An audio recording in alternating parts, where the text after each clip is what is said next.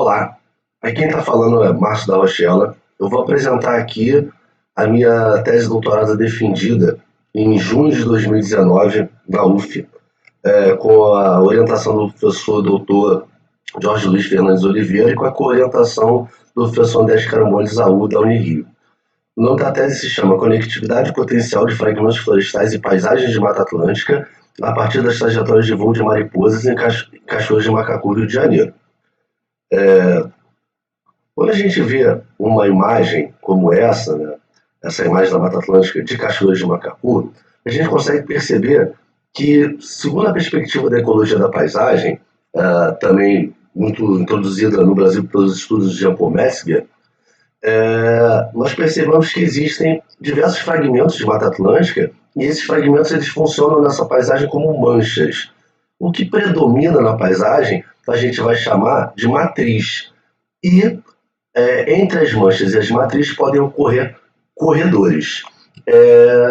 O estudo das manchas, corredores e matrizes sob a perspectiva da paisagem é importante porque a gente consegue entender como é que se dá a dinâmica da fragmentação da Mata Atlântica e bem como pode ocorrer o efeito de borda. O efeito de borda estudado pela Carolina Múrcia, 2004, que são alterações que podem ocorrer dentro do fragmento florestal por conta de alterações microclimáticas externas. Então, a borda ela gera novas condições microclimáticas que podem afetar o funcionamento dos ecossistemas. A matriz ela pode gerar também barreiras, né? E essas barreiras elas vão impedir o quê? Vão impedir a conectividade entre diferentes populações de uma mesma espécie que vivem em diferentes manchas de Mata Atlântica. A conectividade é importante ocorrer porque quando diversos indivíduos ficam cruzando entre si, isso gera um empobrecimento genético. E com esse empobrecimento genético eles ficam mais sujeitos a pragas e a doenças. Então, para isso, o que o poder público tem feito? Normalmente criado os corredores ecológicos. O problema é que, e aqui nós temos o exemplo, o Corredor Ecológico Central de Mata Atlântica, que ele tem uma direção leste-oeste, Cachoeiras de Macacu está por aqui, abaixo do Corredor Ecológico, mas Carlos, 2006, já apontava para alguns problemas em relação aos corredores ecológicos, porque muitas vezes eles funcionam muito mais como um dreno de dinheiro público e não necessariamente conseguem garantir essa conectividade entre diferentes espécies. Muitas vezes facilita a entrada até de pragas e de espécies invasoras. Pensando na conectividade, a gente tem que remeter à Biogeografia de Ilhas, do MacArthur Wilson, de 1968. Ele dizia o quê? Que uma ilha próxima, uma ilha grande, arredondada, próxima do continente, ela teria a maior possibilidade de conectividade e garantia do status da biodiversidade. Ilhas pequenas, formato não arredondado e isoladas, elas têm naturalmente menor conectividade. Os estudos de ecologia da paisagem, eles baseados na biogeografia de ilhas, consideram uma matriz, por exemplo, como a de Pasto, no nosso caso de Cachoeiras de Macacu, ela pode representar como se fosse um oceano, e as manchas seriam, de fato, ilhas de vegetação. Para a gente poder fazer essa análise da conectividade, a gente optou por estudar um polinizador voador. Por quê? Porque os polinizadores, né, os insetos e pássaros e morcegos, eles podem levar o pólen de um fragmento de Mata Atlântica para outro fragmento, garantindo a troca genética entre espécies vegetais. As mariposas foram escolhidas porque, apesar de serem um grupo de animais, os lepidópteros esfingídeos, que são pouco estudados, eles têm um período de vida muito longo. Eles podem se aproveitar dos ventos para voar longas distâncias, garantindo um maior potencial de conectividade. Para a gente saber, a mariposa ela tem 4 fases de vida, uma fase em ovo, uma segunda fase em lagarta, uma terceira fase, basicamente de um mês, que é a fase pupa, onde ela está dando um casulo, se preparando para a geração das suas asas, e a fase alada, propriamente dita, que é a última fase, em que ela vai voar para se alimentar e para cruzar. E aí, onde vai executar a polinização. As mariposas elas têm um hábito de voo normalmente noturno e elas estão normalmente procurando iluminação. Então, as noites de lua nova, noites de céu nublado, são as noites onde tem mais mariposa. Bom, para tentar escolher quais eram as mariposas que eu ia estudar, eu precisava de uma análise uma análise de abundância das mariposas na área, eu precisava saber quais eram as espécies dominantes. Como isso não existe publicado, eu tive que recorrer ao professor Jorge Bizarro, que trabalha na Reserva Ecológica do Guapiaçu, que fez boa parte das observações sobre mariposas na área de estudo e que fez um catálogo junto com outros dois pesquisadores. E a partir da entrevista com ele, escolhemos 13 espécies de mariposas. Tive que descobrir quais eram as espécies de flora polinizadas pelas mariposas. Então eu recorri a 3 bibliografias, o Amorim em 2012, Ávila e Colaboradores de 2010 e Oliveira e Colaboradores de 2014, no qual eu tive que fazer uma grande tabela com levantamentos de florística da área e relacionando se existia semelhança entre as espécies para poder pensar nesse potencial de oferecimento de recursos alimentares. A área de estudo de cachoeiras de macacu, ela fica aqui bem no meio do corredor ecológico central de Mata Atlântica, a nordeste da Baía de Guanabara. O uso do solo é primordialmente de pasto, com várias manchas de vegetação, e a área urbana fica justamente no sul. Eu escolhi uma área piloto, que é a Reserva Ecológica do Guapiaçu, que fica mais ou menos aqui a norte. A gente também trabalhou como delimitação a bacia aérea, ao invés de trabalhar com a bacia hidrográfica. A bacia aérea ela pode ser definido como um espaço tridimensional em que a atmosfera é canalizada pelas formas do relevo, gerando campos de vento específicos. Farias 2012 fez a delimitação das bacias aéreas da região metropolitana do Rio de Janeiro, mas infelizmente Cachoeira de Macacu ficou de fora, então eu tive que fazer um novo mapeamento para a criação desse mapa de bacia aérea junto com o Carvalho 2018. A linha branca é o limite da bacia, a linha vermelha é o limite inferior da bacia, então o espaço vertical entre a linha vermelha e a linha branca é o que a gente vai chamar de bacia aérea. Os levantamentos de florísticas foram feitos de maneira indireta, a partir de dados secundários dos trabalhos de Azevedo 2012, Finotti Colaboradores 2012 e uma em Colaboradores 2014, além do acervo do Jardim Botânico do Rio de Janeiro. A partir desses levantamentos, podemos relacionar com a bibliografia e poder criar tabelas específicas com oferecimento de recursos alimentares para cada fragmento da área. A área base, no qual a gente analisaria de onde voariam as mariposas, é a Reserva Ecológica do Guapiaçu, onde foram feitas também várias observações de campo.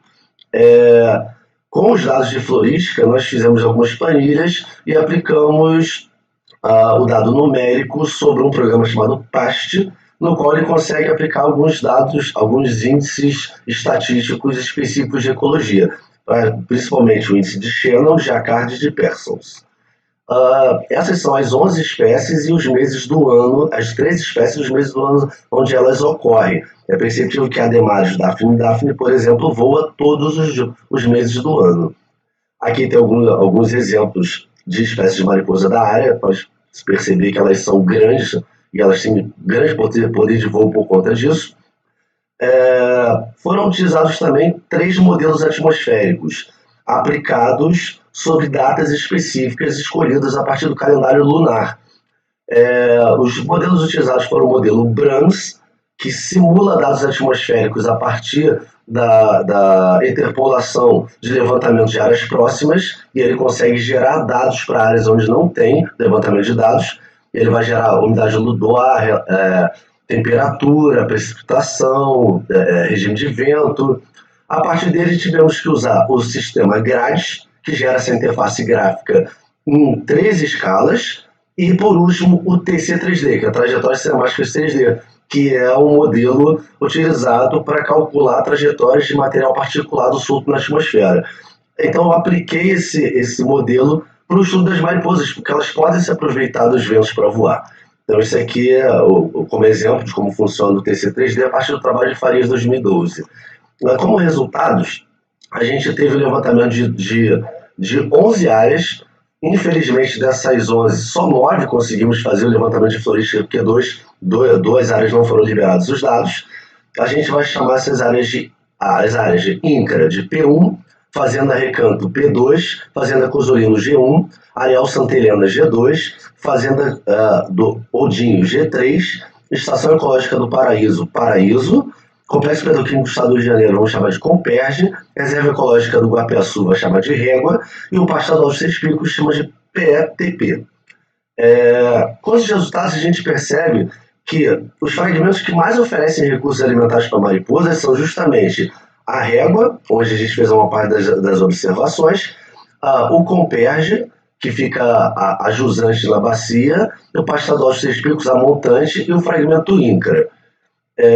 Aplicando o índice de diversidade de Shannon, é perceptível que todos os fragmentos têm mais ou menos a mesma diversidade, que é baixa.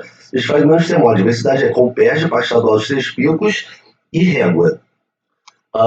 Aplicando o índice de Pearsons para entender o número de espécies, a gente percebe que Régua, Parque Estadual dos Três Picos são os que oferecem muito mais recursos também em relação à variabilidade de espécies, por conta, inclusive, de serem contíguos as duas áreas de estudo. Mas isso não se repete em outras áreas contínuas da área. A gente pode perceber, a partir do trabalho de Martins, em 1993, que o índice de diversidade da Mata Atlântica ele pode variar de 3,61 até 4,7, aplicando o índice de Shannon. E os fragmentos P1, P2, G1, G2, G3 e Paraíso, eles estão abaixo do nível de diversidade da Mata Atlântica. Curtis e Doris de 2000 fizeram esse índice para o Rio de Janeiro e observaram que ele varia de 1,69 a 4,4. P2 e G1 também estão abaixo do índice do Rio de Janeiro. Só Régua, Comperge e Parque Estadual dos Três Picos estão acima disso.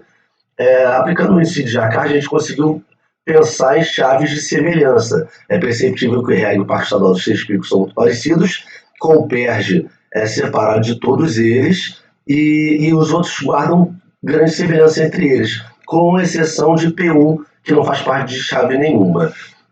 A partir disso, depois se gera um mapa de recursos alimentares e é perceptível que os que oferecem mais recursos são justamente o Parque Estadual dos Três Picos, a Régua, Complexo Petroquímico do Rio de Janeiro e o fragmento do INCRA. Continuando, o trabalho de Pedras de 2018, a partir das conectividades da paisagem pelas métricas, indicava que a conectividade se daria na posição sudoeste-nordeste, mas a gente não percebeu isso aplicando o TC3D. É perceptível que boa parte das trajetórias de verão durante 4 anos se deu para sul. As trajetórias de outono, nós tivemos alguma variação de trajetórias para sul, outras para norte. As que são para sul são sob o domínio da brisa terrestre, as que são para norte são sob o domínio da brisa marítima. Quando a gente olha as simulações de inverno, 3 simulações, 3 anos foram para norte e apenas 1 para sul. E quando a gente olha as trajetórias de primavera, também há o predomínio da brisa terrestre soprando para sul. A partir dessas simulações foi feito um layer e podemos cruzar todas as trajetórias, fazendo vetores em cima da imagem de satélite. É perceptível, mais uma vez, que a maior parte das trajetórias se deu para norte e para sul. A nível do estado do Rio de Janeiro, a gente percebe que essas mariposas poderiam conectar tanto ambientes litorâneos como chegando até a zona da Mata Mineira. Então, como os resultados finais, a gente tem Régua, Parque Estadual dos Três Picos, Fazenda Cosolino, INCRA e Comperge apresentam o maior número de espécies que contêm recursos alimentares. Régua, Comperge e Parque Estadual dos Três Picos, maior diversidade. A continuidade não garante exatamente a conectividade, porque G1, apesar de estar próximo do Paraíso, não faz parte de chave nenhuma. Inverno e primavera predominaram a brisa marítima, verão e outono predominaram a brisa terrestre. As brisas terrestres predominaram dentre todas as simulações e a bacia aérea não conduziu de fato o escoamento dos ventos. Nenhuma das simulações apresenta alguma semelhança na simulação feita por Pedra de 2018. Os fragmentos espaciadores dos picos P1, P2, G2 convergem são os com maior percentual de conectividade. E a brisa marítima poderia conduzir mariposas desde a zona da Mata Mineira até o litoral do Rio de Janeiro, ultrapassando vários ecossistemas, como os de Médio Montana, Baixo Montana, Submontana, Alto Montana, Restingas e também de manguezais. Muito obrigado, até a próxima.